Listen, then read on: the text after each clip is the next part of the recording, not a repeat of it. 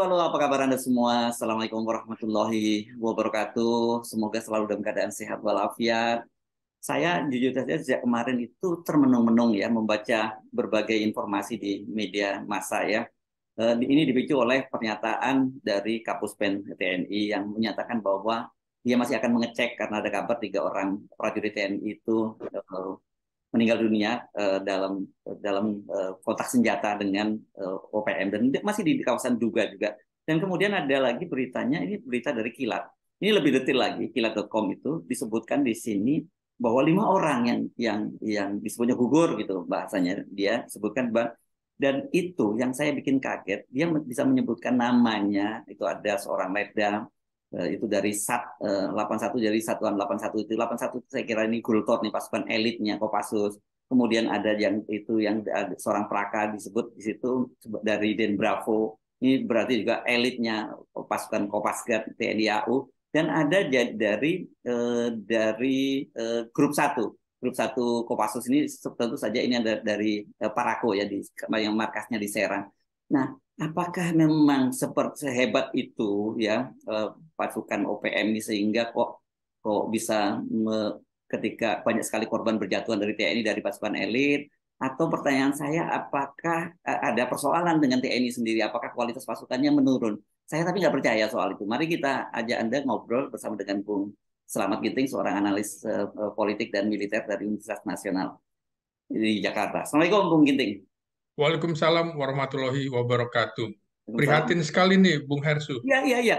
Saya jujur aja ingin, rasanya ini karena bukan media-media bukan media-media besar di Jakarta yang menulis beritanya, tapi dia lebih detail gitu ya, Bung Rock, Ya, Bung Ginting, disebutnya bahwa ini SAT 81, ini Gultor ya, ya. dari Kopassus, kemudian Bravo itu kan berarti Kopassus. Ini apa iya sih gitu, sehebat ini pasukan OPM itu, dan apakah selemah itu pasukan-pasukan kita? Ini Anda dapat informasi seperti apa, Bung Ginting? Ya, pertama tentu para wartawan menunggu segera sebenarnya Ya, informasi dari Puspen TNI. ya. Tapi waktu berjalan terus, ketika wartawan tidak mendapatkan sumber primer, pasti dia akan mencari sumber sekunder atau tersier. Hmm. Maka kemudian semua mendapatkan informasi dan duka cita mendalam menurut saya ini sebuah keprihatinan bahwa kita kehilangan begitu banyak prajurit dalam upaya pembebasan sandera di Nduga ya, Ya, dan ini tentu kehilangan fisik prajurit baik yang gugur maupun luka-luka berat maupun ringan, eh, termasuk keluarganya, satuannya, dan juga bangsa dan negara kita ini. Nah, ini nama-nama yang tadi disebut ini membuat kita bisa kehilangan motivasi, Bung Hersu, ya. Hmm. terutama bagi Prajurit prajurit ya, ya. prajurit Ya, lapangan ya. persis. Motivasi, kepercayaan, dan kehormatan keluarga juga ya, termasuk satuan dan pimpinan serta negara. Karena sebenarnya kalau di dalam operasi pertempuran itu tidak ada prajurit yang salah, Bung Heru. Yang ada adalah komandannya. Siapa komandannya ini kan? Kemudian kalau kita teliti lagi satu persatu data korban itu, Bung Hersu, itu Letda Afriadi dari Satuan 81 Kopassus, ini Gultor ya, 181 Gultor Kopassus, luka tembak, saya tidak sebutkan luka tembak di bagian mana, juga ada Praka Muhammad Sugeng dari Den Bravo, Komando Pasukan Gerak Cepat Angkatan Udara. Kemudian juga ada Serka Henry juga dari Sat 81 Kopassus. Lalu ada Serda Wahyu dari Grup 1 Parako Kopassus. Juga ada Sertu Marlin dari Grup 1 Kopassus. Nah, Oh, ini ada lengkap namanya lagi. ya. Ini lebih lengkap namanya, dan jadi dari Gultor tadi ada 2 orang ya berarti ya. Iya, penanggung Gultor teror. ada 2 orang, grup satu 2 orang, kemudian Den Bravo Kopasgat 1 orang. Nah, yang dari grup satu Sertu Martin ini informasi terakhir itu memang belum dievakuasi, Bung Hersut. Mhm. Nah, Ini Parako ya sementara kalau grup satu ini ya, para ya komando. betul, para komando, 2 orang luka tembak belum dievakuasi juga dalam kondisi sadar. Nah, pagi ini sebenarnya sudah ada pagi ini ada upacara pemakaman jenazah eh, eh, Letda. Jadi sekarang Letu Anumerta Infantri Letu Infantri Anumerta Afriyadi di Taman Makam Pahlawan Nasional Utama Kalibata. Jadi Nah, terkonfirmasi itu ya, itu ya nama. sudah terkonfirmasi. Hmm. Hari ini sedang ada upacara pemakaman Hmm. dengan cara militer tentunya. Nah, mereka-mereka ini 7 orang ini dari Satgas Trisakti 2 orang dan Satgas Satgas Candrasa 5 orang. Menarik adalah eh, berarti ini ada operasi gabungan ya antara misalnya Kopassus dan Kopasgat begitu ya, Hmm. karena ada dari Den Bravo. Nah, kan menjadi eh, tanda tanya juga ini operasinya apakah bagian dari pembebasan sandera atau yang lain. Ya, ya, ya, ya. Kita kita tahu Bung Hersu, pengalaman ketika saya meliput eh, pembebasan sandera di Mapenduma tahun 1996 itu tidak ada militer yang seperti Rembo ya dalam pengertian Hmm. menguasai semua medan. Itu Hmm. nggak mungkin gitu. Jadi Hmm. ada spesialisasi termasuk spesialisasi Kopassus tentu berbeda dengan Marinir dan juga dengan Kopasgat. Hmm. Ketika kemudian ada Kopasgat gugur di pos pos yang sama ini, Bung Hersu, dengan peristiwa beberapa hari yang lalu di mana ada eh, diduga ada 9 anggota TNI yang gugur, lima dari Kostrad dan 4 dari Kopassus itu. Jadi kita seperti disuguhi peristiwa pengulangan gitu. Ya, ya. Mengapa kemudian terjadi kembali? Eh, Sekarang 5 gugur dalam kontak senjata dan ini mereka masuk sebenarnya dalam Satgas Operasi Paro 2023. Jadi gabungan personil Chandrasa dan Trisakti melawan eh, organisasi Papua Merdeka. Nah, Hmm. peristiwa itu kalau dari keterangan yang saya dapat dari beberapa sumber, itu operasi pada 30 Mei kemarin, Bung Hersu. Jadi eh, operasinya duga kompleks Kabupaten Duga Provinsi eh, Papua Pegunungan. Nah, kita lihat juga dalam rilis yang ditulis oleh kilat.com itu misalnya eh, masih disebutkan 3 dari 6 korban tersebut eh, ditemukan dalam kondisi meninggal dunia. Dalam perkembangannya ternyata 5 yang gugur dan 2 mengalami luka tembak. Nah, ada lagi sebenarnya di lokasi lain eh, di helipad gitu di Lanut di Timika, masih di Kelurahan Kuamki Narama Distrik Mimika Baru Kabupaten Mimika juga eh, ada evakuasi sebanyak 4 korban. Nah, ini belum ketahuan nih siapa korbannya. Dari 4 korban tersebut, eh, 2 juga dinyatakan gugur dan 2 lainnya luka-luka. Nah, korban belum diidentifikasi siapa, apakah sama dengan korban yang atas nama Letda Afriyadi itu. Jadi Hmm. ini kita masih menunggu informasi. Menurut saya sayang sekali kalau Puspen TNI lagi-lagi terlambat terlambat memberitakan yang membuat kemudian opini publik TNI menjadi kurang bagus, Bung Hersu. Ya, Jadi opini jadi dikuasai oleh pihak OPM yang ini harusnya tidak terjadi, dan kita tahu dalam peristiwa sebelumnya Puspen TNI mencicil satu korban dulu, kemudian berapa korban. Padahal oh ya waktu wartawan akhir dulu kemudian ya ketika Panglima TNI dan semua turun ke sana. persis, Ya, ya, ya. ya Panglima TNI Kasat, Panglima Kostrat, dan Kopassus turun ke sana.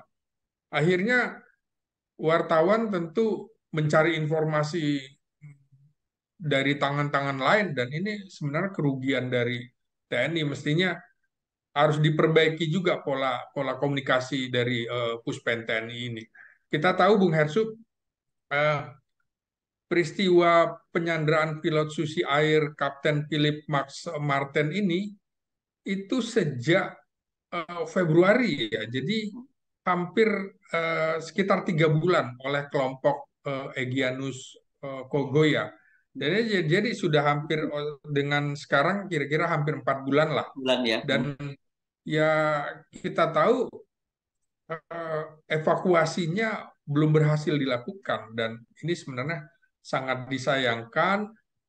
Lagi-lagi korban berjatuhan, dan ini dari pihak TNI, dan dialami oleh pasukan-pasukan elit kita dari Kopassus, Kopasgat, dari Kostrat. Ini yang saya bilang akan menurunkan moral prajurit dari satuan lain. Belum lagi dari masyarakat. Masyarakat tentu akan membuat pertanyaan.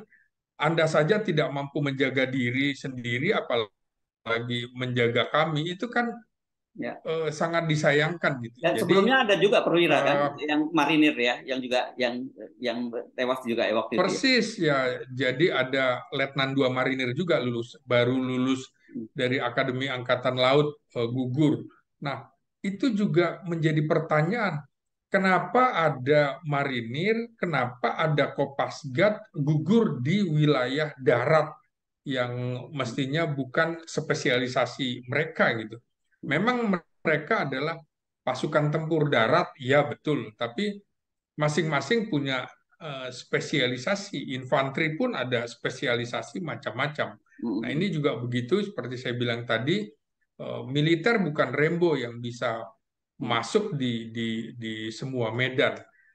Nah, kehati-hatian yang dipesankan oleh eh, Laksamana Yudo Margono sebagai Panglima TNI ternyata kemudian menimbulkan korban jiwa terus-menerus, Bung Hesu. Ini kan menjadi pertanyaan untuk menyelamatkan seorang pilot, Kita kehilangan banyak tapi sekali anu ya prajurit iya, terbaik kita jadi gitu kalau ya. dihitung mungkin sekitar 20 prajurit kita menjadi korban, Bung Hesu.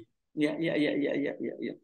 Oke. Nah, kita kita lihat, dan peristiwanya ternyata bukan di dalam hutan, Bung Hersu, bukan di Ya. dalam hutan. Hmm. Kalau kita lihat medan operasi di Aceh misalnya, Hmm. eh, di mana pengalaman meliput di Aceh, juga pengalaman meliput di Timur Timur, Hmm. itu kan banyak pertempuran itu dilakukan di hutan. Nah, tapi di hutan dan di gunung. Kalau di Papua ini kan hanya sekitar kampung, Bung Hesu, distrik, Hmm. atau bahkan jalan raya. Nah, OPM itu kalau kita perhatikan tidak masuk terlalu jauh ke dalam hutan.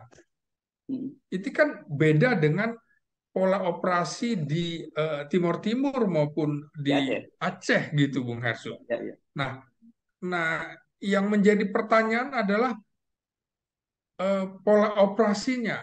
Pola operasinya seperti apa, kemudian juga pola pembinaan satuannya seperti apa gitu. Hmm. Mengapa tidak belajar dari pengalaman? Tentu pola operasi dan pola pembinaan tidak bisa dipisah-pisah, harus menjadi satu dalam pengertian eh, sebelum operasi itu dilangsungkan, saat operasi itu dilangsungkan, dan setelah operasi itu dilangsungkan. Seperti apa pola pengamanan rute dan kampung-kampung yang ternyata kok mudah sekali dibaca oleh Hmm. OPM, dan ini kan kelemahan kita, kelemahan TNI yang ternyata mudah diserang di pos Koramil Duga juga. Ini lagi-lagi peristiwa pengulangan, Bung Hersu. Ya. Jadi kalau kita hitung sudah sekitar 20 orang lebih prajurit TNI gugur di lokasi yang hampir sama. Ya, ya, ya, ya. Ini terlalu mahal Artinya, harga yang harus kita bayar ini ya. iya, iya. Artinya mereka yang makin pintar atau TNI yang semakin menurun, begitu kan Bung Hersu ya? Nah, itu dia. Itu. Nah, nah, atau latihan latihannya itu terutama menghadapi gerilya yang harus ditingkatkan. Mereka tentunya kalau kita lihat eh, di Aceh maupun di tim-tim itu eh, kan dia masuk hutan. Kalau ini sepertinya masuk kucing-kucingan nih, Bung Hersu. Hmm. Kucing-kucingan eh, bersembunyi di tengah-tengah masyarakat, sehingga sulit untuk pasukan TNI memukul, menembak. Karena pengalaman yang kemarin, masyarakat itu kan dijadikan Ya, ya perisai, kan? dijadikan Yes. tameng begitu. Itu yang harus mungkin juga segera diselesaikan, bagaimana cara mengatasi masalah-masalah ini, jangan sampai kemudian rakyat menjadi korban, prajurit terbaik kita juga menjadi korban, begitu Bung Hersu. Yes. Saya ingin meneruskan pertanyaan-pertanyaan Anda tadi yang juga mengganggu pikiran saya itu. Iya, Saya jujur, Bung Ginting, di luar bahwa ada data-data bahwa pasukan elit kita salah satunya Kopassus yang terbaik di dunia, begitu ya. Saya juga iya, dalam interaksi dengan mereka, kita juga bisa menyaksikan memang mereka ini prajurit-prajurit yang handal. Saya tidak yakin kalau mereka ini dengan mudah dikalahkan begitu saja oleh OPM. Apalagi kita tahu ya, OPM itu kalau dibandingkan sebagai wartawan yang kita pernah meliput di Timur Timur, di Aceh dan iya, sebagainya, kita kita bisa membandingkan kan bahwa masuk ini nggak well train seperti Papua atau Timur Timur. Kalau sorry nggak Aceh dan Timur Timur ya. Aceh kan pernah juga latihan di Libya dan sebagainya. iya. Jangan-jangan ini ada semacam pasukan asing gitu sebenarnya yang bermain, sehingga kalau saya misalnya kepada kasus kita ingat beberapa waktu yang lalu ada Kabinda Brigjen Putu Dani yang kemudian naik jadi Maijen, Iya. itu ada sniper. Memang OPM sejago itu bisa sampai punya sniper yang bisa menembak seorang jenderal gitu.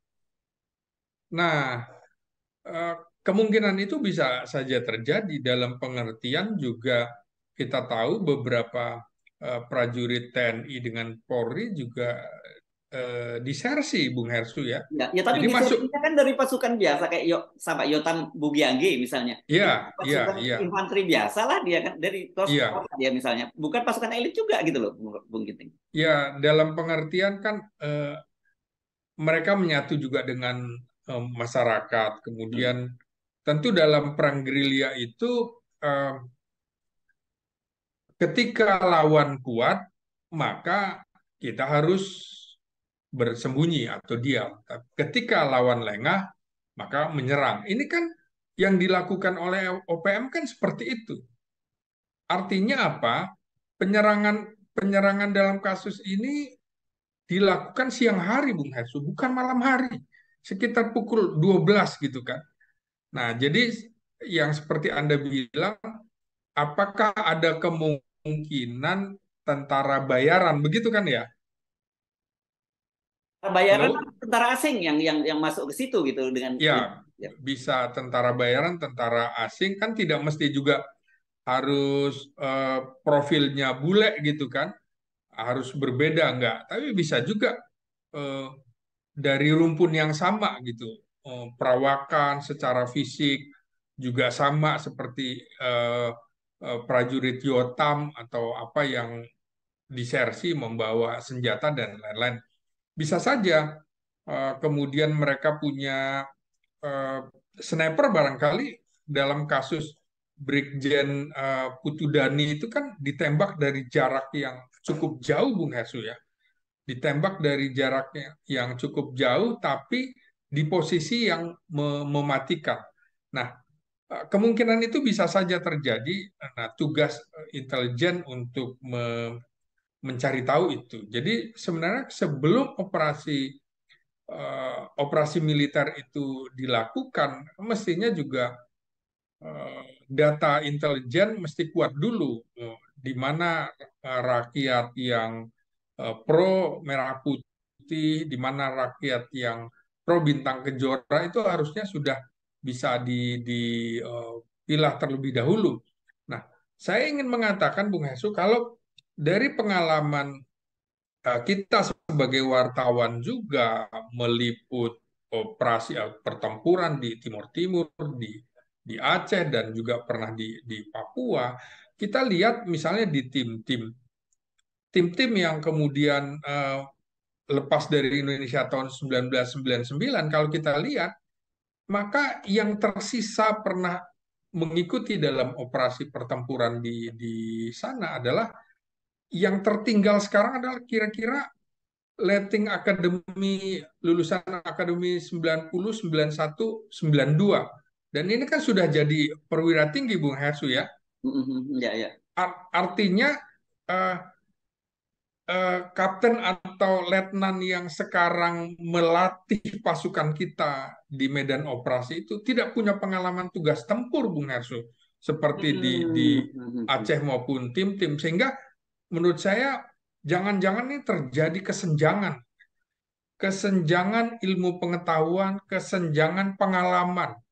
Pengalaman tugas tempur ini kan tidak bisa kemudian eh, kita main ganti-ganti. Kita bisa saksikan peristiwa kemarin itu membuat dan Kolak Op atau Panglima Kolak Ops di Aceh seperti Danrem itu kan, Pangdam dan Pangkogap Wilhan itu diganti sehingga orang mengartikan bahwa mereka dalam tanda petik dianggap gagal sehingga ada korban yang cukup banyak. Nah, dengan peristiwa yang terjadi 1-2 hari kemarin ini, apakah kemudian akan terjadi pergantian lagi, diganti lagi dan rem, Pangdam dan Panglima Kogab Wilhan tiga, padahal baru hanya 1 minggu atau 1 pekan 2 pekan menjabat posisi yang baru. Ini artinya bukan semata-mata soal rotasi, tapi jangan-jangan ada pola pembinaan operasi, ada pola operasi yang keliru. Dan ini kan sebenarnya eh, seharusnya menjadi momentum bagi TNI untuk melakukan latihan yang jauh lebih keras daripada yang sebelumnya, karena dalam beberapa tahun terakhir ini saya lihat eh, elit TNI barangkali kurang fokus pada masalah latihan dalam pertempuran ini, Bung Hersu. Jadi harus ada evaluasi nih. Momentum ini harusnya dijadikan eh, awal untuk melakukan latihan yang spesifik dengan medan Papua yang berbeda. Di satu lagi juga, Bung Hersu, jangan pula kita masih menggunakan nama KKB begitulah, kelompok kriminal bersenjata. Maka kalau seperti itu, atasannya adalah kepolisian. Apakah dalam operasi seperti itu prajurit TNI itu rela dipimpin oleh polisi yang tidak masuk ke medan operasi, hanya di kota begitu?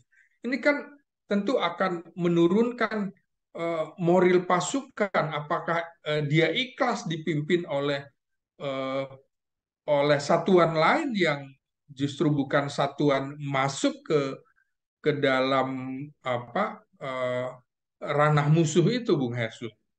Saya sepakat itu ya tadi. Jadi bukan soal Ya, rela atau tidak rela, tapi kan pendekatan antara TNI dan Polri itu dua hal yang berbeda sekali kan begitu ya. persis. Ya, ya. Jadi saya kira ini tidak boleh dibiarkan terus-menerus ya, Bung Ginting. Bagaimana Iya, juga nih pasukan-pasukan elit, pasukan-pasukan ini putra-putra terbaik kita berjatuhan di Papua dan kita seperti kebingungan apa sebenarnya yang sudah terjadi dan kalau ini dibiarkan terus mungkin akan kembali berjatuhan lagi. iya. Ini sebenarnya eh, momen yang bagus. Harus ada evaluasi. Apakah kemudian yang salah siapa? Yang salah, apakah kebijakan negara yang salah? apakah kebijakan pimpinan TNI yang salah atau memang ada undang-undang yang salah sehingga ada barrier dari prajurit TNI ketika kemudian masuk ke wilayah operasi itu khawatir eh, ada pelanggaran HAM dan lain-lain sehingga mereka terbebani ketika mau melakukan operasi. Padahal jelas ini adalah operasi pertempuran. Sehingga menarik juga menurut saya, Bung Hersu, eh, mengapa misalnya eh, tidak dipikirkan kondisi di Aceh, kondisi di Papua ini sebagai wilayah eh, darurat sipil menurut saya. Ini kan juga harus dipikirkan dengan jumlah korban yang begitu banyak. Apakah kita akan biarkan ini terus-menerus sebagai hanya sebagai situasi biasa, padahal eh, kondisinya eh, begitu banyak kalau dihitung selama 2023 saja sudah lebih dari 25 prajurit TNI belum gabungan dengan polisi yang gugur. Kenapa kemudian pemerintah tidak berpikir eh, untuk mengubah menjadi eh, eh, menjadi darurat sipil dalam peristiwa di Papua ini. Ini menurut saya perlu kita perhatikan juga, Bung Hersu. Jangan sampai kemudian uh, uh, muncul korban-korban berikutnya yang akan meruntuhkan moral pasukan kita yang lainnya. Begitu, Bung Hersu. Ya, baik. Terima kasih, Bung Ginting. Jadi rekomendasinya saya kira jelas ya, bahwa kita tidak ingin terus melihat prajurit TNI, putra-putra terbaik kita berjatuhan di Papua karena satu kesalahan dari kebijakan dari pemerintah dan juga ada persoalan-persoalan lain yang Anda singgung tadi, termasuk soal pola latihan dan sebagainya ya. Bukan. Ya, satu lagi, Bung Hersu. Yes. Ini kalau kita kembali ke konstitusi pasal 30 ayat 1 dan 2 Undang-Undang Dasar 45 kan jelas ya sebenarnya setiap operasi yang dilakukan TNI maupun Polri itu harus menyatu dengan rakyat dalam pengertian kan misalnya eh, eh, setiap warga negara berhak dan wajib ikut serta dalam usaha pembelaan pertahanan keamanan negara. Jadi ada kata wajib. Kemudian di ayat 2-nya juga usaha pertahanan keamanan negara dilaksanakan dengan sistem pertahanan dan keamanan rakyat semesta dengan TNI sebagai TNI dan Polri sebagai komponen utama dan rakyat sebagai komponen pendukung. Artinya apa di sini? Artinya gagal sebenarnya TNI dan Polri merangkul rakyat dalam melakukan operasi melawan OPM itu. Jadi ketika rakyat kemudian tidak berpihak kepada merah putih, maka dampaknya adalah luar biasa. Tidak mungkin kemudian dalam operasi di tanah air ini tidak melibatkan rakyat. Jadi ini yang kemudian menjadi catatan intelijen kita juga harus kuat dalam menggalang masyarakat agar mendukung merah putih. Jangan sampai kemudian operasi-operasi ini justru melanggar konstitusi. Itu catatan terakhir, Bung Hersu. Terima kasih. Baik, Bung Selamat Ginting, analis politik dan militer dari Universitas Nasional Jakarta. Sampai jumpa lagi, saya Arif. Assalamualaikum warahmatullahi wabarakatuh. Waalaikumsalam warahmatullahi wabarakatuh. Je suis comme ça dans la vie, je renie jusqu'à mon sang et je ne sens plus qui je suis. Il n'y a plus